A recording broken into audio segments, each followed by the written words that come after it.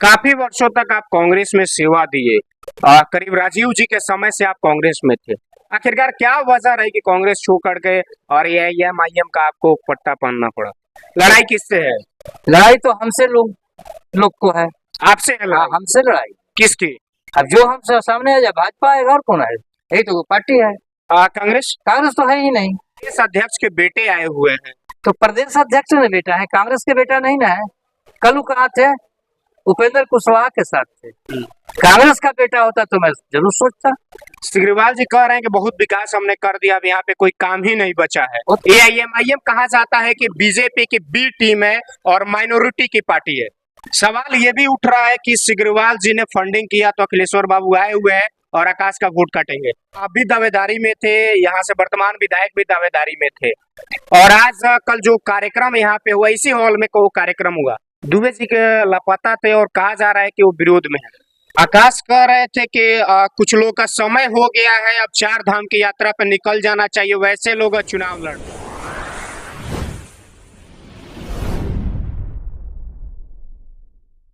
नमस्कार साथियों, चुनावी सरगर्मी में बहुत सारी बातें निकल के आ रही है और बहुत सारी पार्टियां इसमें आई हुई है।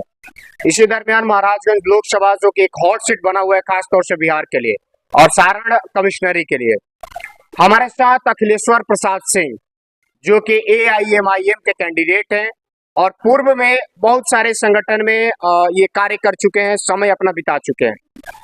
वार्ता करेंगे महाराजगंज लोकसभा को लेकर के, मुद्दे होंगे, विषय होंगे और यहाँ के जो कार्य होंगे, युवा होंगे, तमाम बिंदुओं पे बात करें। सबसे पहले स्वागत है हमारे चैनल में। आपको भी हार्दिक बधाई है, आपने समय दिया और एमआईएम के लिए आपने जो संदेश देना चाहते हैं इसके लिए हार्दिक बधाई है।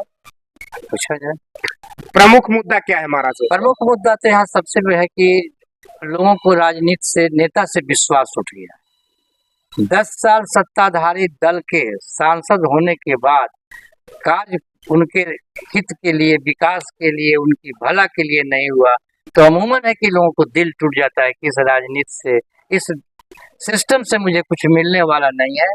तो मैं उनसे अपील करूंगा कि यह सिस्टम नहीं गलत है, गलत कोई व्यक्ति होता है, सिस्टम गलत नहीं होता। तो आप लोग एक बार पुनः इस पर विश्वास करें और इसमें जुटे। काफी वर्षों तक आप कांग्रेस में सेवा दिए। करीब राजीव जी के समय से आप कांग्रेस में थे। आखिरकार क्या वजह रही कि कांग्रेस छोड़ करके और एआईएम का आपको पट्टा पहनना पड़ा? बिना वजह के कोई जा नहीं सकता है। घर से तभी लोग निकलता है जब उस घर में कोई न कोई तरह की विघ्न और बाधा आ जाता है। मैं नहीं चाहूंगा पत्रकार महोदय जी कि अब पुरानी चीज को मैं खोलूं। कुछ लोग जानना चाहते हैं, आपके कांग्रेस के ही साथी है जो जानना चाहते हैं कि आखिर बार में इतने संगठित व्यक्ति चले कैसे गए? जब किसी को असह्य अपमानित कर देंगे तो कैसे आपके साथ विश्वास होकर रहेगा? बातें तो स्पष्ट है। लड़ाई किससे है? लड़ाई तो हमसे लोग को है। आपसे है लड़ाई? हमसे लड़ाई। किसकी? अब जो हमसे सामने है, या भाजपा है और कौन है? यही तो पार्टी है। कांग्रेस। कांग्रेस तो है ही नहीं। अरे आपका पुराना दल है। और पुराना दल है, जनाधार नहीं है। दल नहीं ना आया है तो व्यक्ति ना आया है। अच्छा, व्यक्ति आया? व्यक्ति आया, दल कहाँ आया है? तो व्यक्ति प्रदेश अध्यक्ष के बेटे आए हुए हैं। तो प्रदेश अध्यक्ष ने बेटा है, कांग्रेस के बेटा नहीं ना है। कल वो कहाँ थे? उपेंद्र कुशवाहा के साथ थे। कांग्रेस का बेटा होता तो मैं जरूर सोचता। कल जब हमारी वार्ता हुई तो उन्होंने कहा कि मैं कांग्रेस का सिपाही हूँ और सोनिया मैडम ने मुझे यहाँ पे भेजा है। वो तो हर कोई कह देता है कि मुझे सोनिया मैडम ने भेजा है, लेकिन सोनिया मैडम के साथ क्या बीता है वो तो आप वो भी जानते हैं। तो क्या लगता है, आकाश बाबू कह रहे हैं कि हमें यहाँ पे हमारे साथ मतलब कोई टक्कर में सामने है ही नहीं। अगर टक्कर में नहीं कोई है तो फिर इतनी बड़ी लाव लश्कर लेके चलने की जरूरत क्या है? मेरे नहीं साथ नहीं, अकेले निकले ना। जब उनके साथ कोई टक्कर में नहीं है तो अकेले निकले, जो तो मैं अकेले निकलता हूँ। कह रहे हैं कि हम चुनाव जीत चुके हैं, औपचारिक भ्रमण हो रहा है। तो जीत चुके हैं तो चले जाए दिल्ली, जाके पार्लियामेंट में रह जाए। पब्लिक औपचारिकता करके भेज देगी, 4 जून को मिल जाएगा। सिग्रीवाल जी कह रहे हैं कि बहुत विकास हमने कर दिया, अब यहाँ पे कोई काम ही नहीं बचा है। वो तो पग पग पर जनता उनको पूछ रही है कि आप काम तो बताइए, आप काम तो बताइए।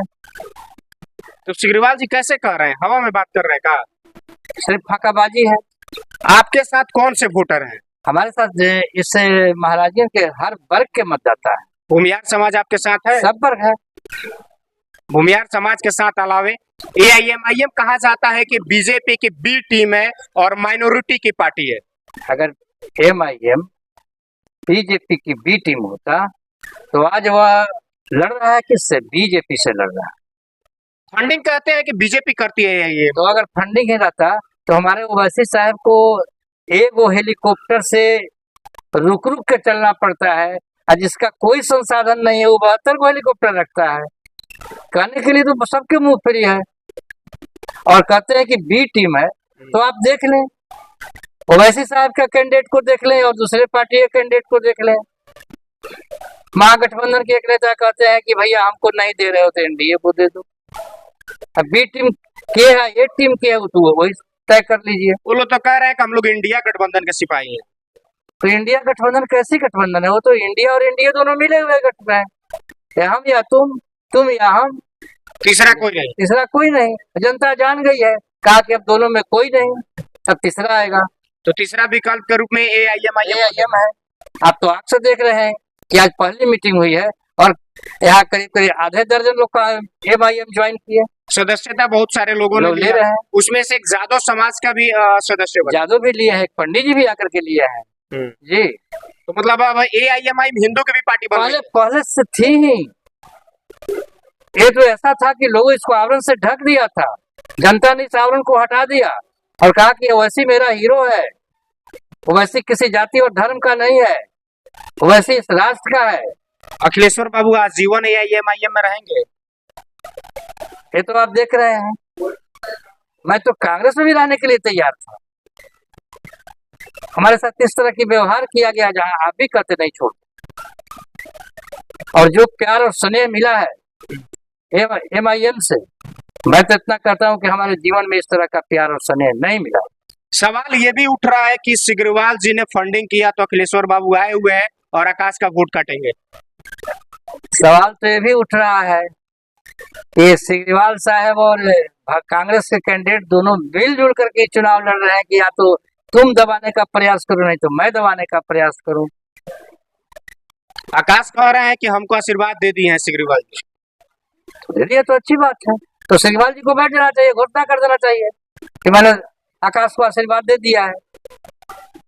ये छुप करके क्या रहते हैं लोग? घूंघट में नहीं रहे, घूंघट तो इस बार हटेगा। महाराजगंज की जनता इस बार दोनों की घूंघट को हटा देगा।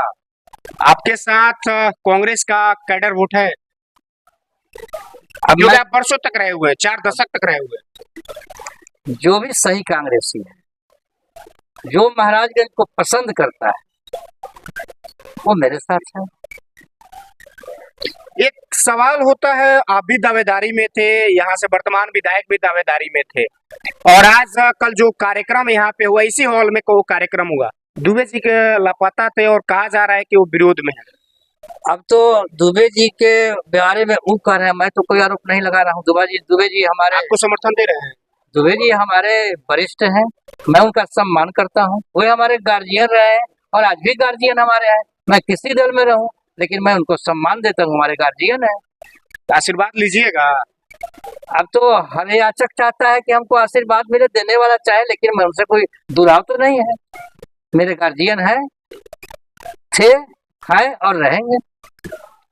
लड़ाई की बात की जाती है, विकास की बात की जाती है, महाराजगंज में आए दिन यहाँ पे डकैती, लुटमारी, अपहरण, मर्डर, इस तरह तरह के तमाम चीजें होती रहती है। आप लोकल हैं, लोकल होने के नाते अगर आपको यहाँ की आम आवाम जिताती है तो क्या इन बिंदुओं पे रोकथाम होगा?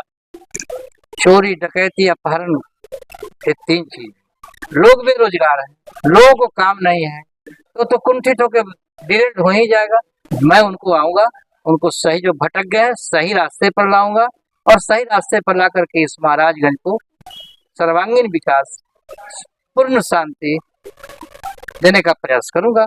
आकाश कह रहे थे कि कुछ लोग का समय हो गया है, अब 4 धाम की यात्रा पर निकल जाना चाहिए, वैसे लोग चुनाव लड़ रहे हैं। जो धाम देखा, हम युवा हैं, हमको मौका देना चाहिए। जो धाम देखा नहीं वो दूसरे क्या बताएगा? उसका तो धाम कभी उपेंद्र कुशवाहा है, तो कभी भाजपा है, तो कभी कांग्रेस है, वही धाम जानता है। धाम तो सबसे बड़ा धाम यहाँ की जनता है, जिसकी सेवा किया। मंदिर में राम तो मान लिया कि बैठे हुए हैं, लेकिन यहाँ कन-कन में राम दिखाई पड़ रहा है, पग-पग पर राम दिखाई दे रहा है। इनकी तो सेवा होनी चाहिए, इनकी भावनाओं को तो ठेस नहीं पहुंचाना चाहिए। जो इनकी भावनाओं को ठेस पहुंचाए और दूसरे को मंदिर जाने का उपदेश दे, अब आप ही अर्थ लगा लीजिए क्या है। अंत में क्या मैसेज देना चाहिएगा महाराज इनके आवाम? मान की जनता को मैं कहूंगा कि आप अपना सोच समझ करके विवेक से निर्णय लीजिए। सबको देख लिया है, सबको परख लिया है, सबको आजमा लिया है, एक बार मुझे मौका दीजिए और मैं आपके मौका, आपके विश्वास पर खरा उतरूंगा। क्योंकि मैं आपका घर का हूँ, मैं गांव गली घूमे हुए हूँ, आपके सुख दुख में बराबर साथ रहा हूँ, इसलिए मौका दीजिए। अखिलेश बाबू नामांकन कब कर रहे हैं? कल करें, कल कर 5 को। 6-5 को। तो ये थे हमारे साथ अखिलेश्वर प्रसाद सिंह, जो वर्षों दशकों यानी कि 4 दशक तक कांग्रेस की सेवा किए। राजीव जी के समय से ये कांग्रेस में थे। अचानक इनका टिकट कटा, इनके साथ कहीं ना कहीं गलत हुआ, जिसकी वजह से ये AIMIM पार्टी ज्वाइन की और करने के बाद इनको AIMIM ने यहाँ से उम्मीदवार बनाया। इनका दावा है कि मैं अगर जीतता हूं तो यहाँ पे विकास करूंगा, युवाओं की बात करूंगा, सड़क, रोजगार इत्यादि तमाम बिंदुओं पे वार्ता करूंगा। खैर, ये तो आने वाला समय तय करेगा, 4 जून तय करेगा कि यहाँ के हॉट सीट पे कौन बैठता है। खैर, कमेंट करके आप बताइए आपकी क्या राय है। जय हिंद।